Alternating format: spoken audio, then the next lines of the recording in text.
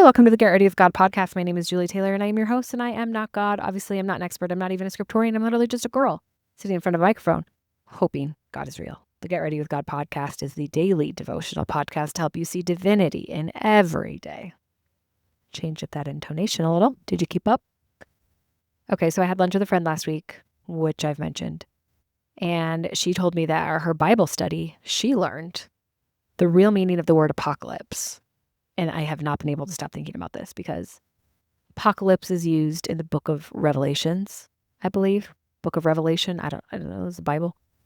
Not a scriptorian, remember? But I am interested in getting better at that. I mean, it would be nice if I became a scriptorian because then this podcast could be a little dose of Bible study.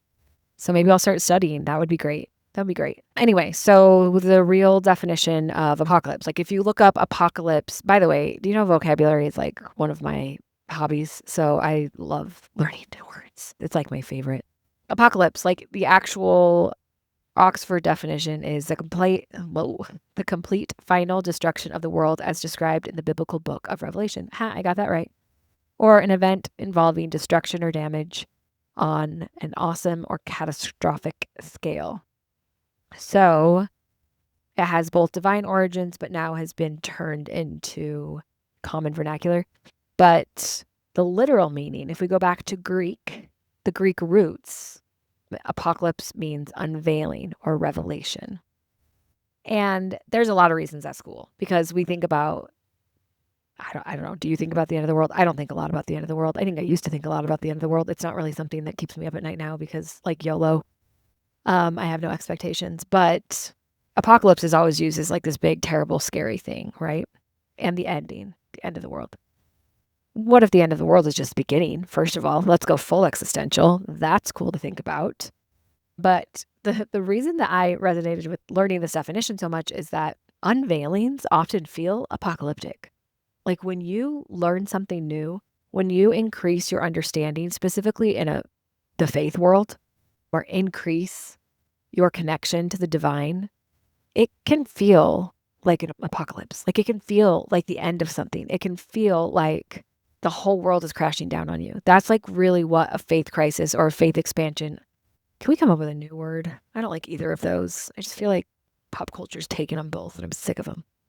A faith apocalypse, faith fiesta. I'll think of something better later, but for now, a faith fiesta where you come to that moment and you're like, ooh, what do I believe? What is real? What is not? It can feel so scary and so threatening. It can feel like a personal apocalypse.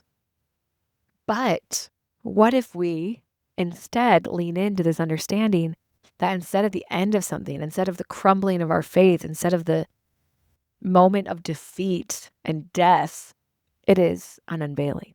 It is increased understanding. It is the next level. It is the next stage that we are always invited to seek out. Unveiling or revelation. We always think of inspiration and revelation as this positive, beautiful thing. If you think that, I think that we've not had the same experience.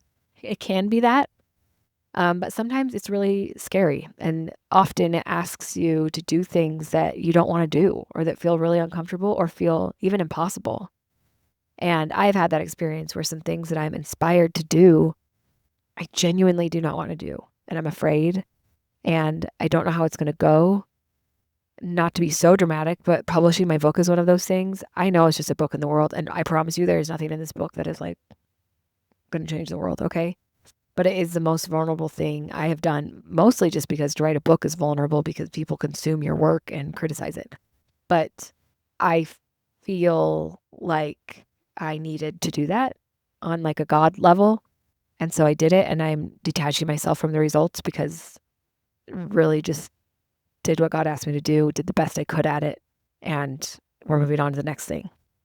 But on a deeper scale, there's other things that are too personal to share here, but that it's been an inspiration, but it doesn't feel like dancing in front of the once-in-a-lifetime sky with rainbows and beautiful clouds. It feels terrifying, it feels impossible, and it feels really, really heavy. It feels apocalyptic to start questioning. It feels apocalyptic sometimes to then start getting inspiration that is scary. So Basically, this is just a word of the day episode.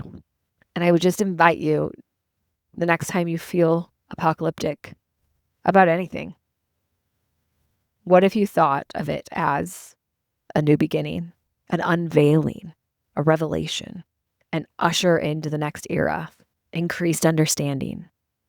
And the thing is, with increased understanding comes increased responsibility. Is that actually from Spider-Man, or did I just hear it for the first time when I watched Spider-Man when I was little? I feel like that's what Peter Parker's uncle said. Wow, I sound like a girl who knows what I'm talking about when it comes to superheroes and comic books, and I don't. Okay, I wish I did, but I don't. I don't wish I did. If I wished I did, I would read them and do it. I don't. I don't actually wish, but I do wish that I was a scriptorian. I am going to start working on that. But I feel like the first time I heard the increased power comes increased responsibility or something was Peter Parker's uncle telling him that when he got bit by the spider. Maybe I'm making all that up. It wasn't like the upside down kiss Spider-Man. Anyways, that is true. And so I think that is why increased faith, increased understanding, increased inspiration can feel apocalyptic. Because it's scary. More is being demanded. More money, more problems. That's a lesson I'd actually like the chance to learn. Throw it at me. Love you so much. Bye.